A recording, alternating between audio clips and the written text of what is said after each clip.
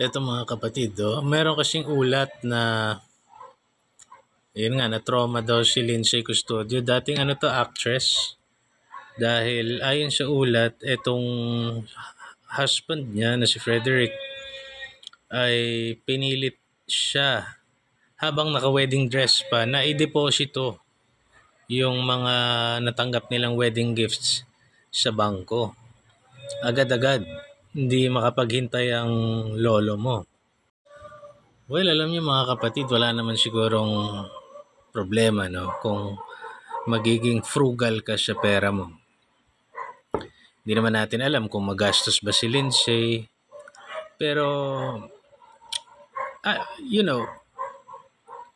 kakakasal nyo lang, naka-wedding dress pa kayo, pupunta kayo ng bangko para ipa-deposit yung mga natanggap niyong wedding gifts.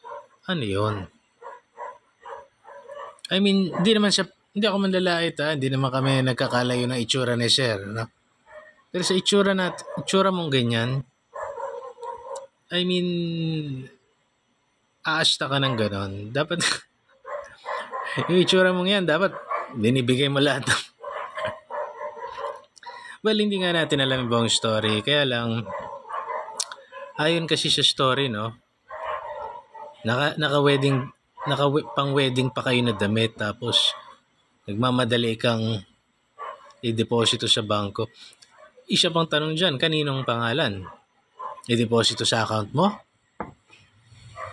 Mas pangit yun. Anong klaseng galawan yan? Anong klase? Eto kasi, hindi na nga maganda yung itsura. Tapos ganun pa yung asal. Parang, what's wrong with you? Ganito na lang po ha. Huwag na lang magpakasal kung ganyan lang din. Diba? Huwag na lang magpakasal kung ganyan lang din. Kasi mag-aabot lang kayo sa hiwalayan. Sayang lang yung... Diba? Kung talagang nagmamahal sa panahon ngayon, maraming magagalit siguro sa aking mga debotong tao. Traditional family, no? Pero ako, alam nyo sa nangyayari sa society natin ngayon, yung kasal ginagamit sa kasamaan Ginagamit para, makuha mo yung yaman ng asawa mo.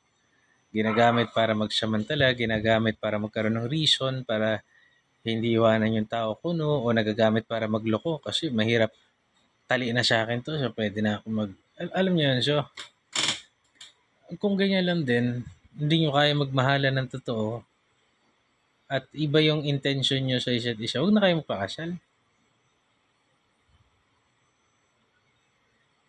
Sinisira nyo yung Ako, ang frustration ko lang is, bakit naman minamadali mo? Naka-wedding dress pa kayo, tapos pipilit mo ipa-deposito yung mga wedding gifts nyo sa bangko. Mukha naman kayo tanga nun. Ang mahirap pa nito, kung sa account mo gusto mo ipalagay. Si itsura... God bless.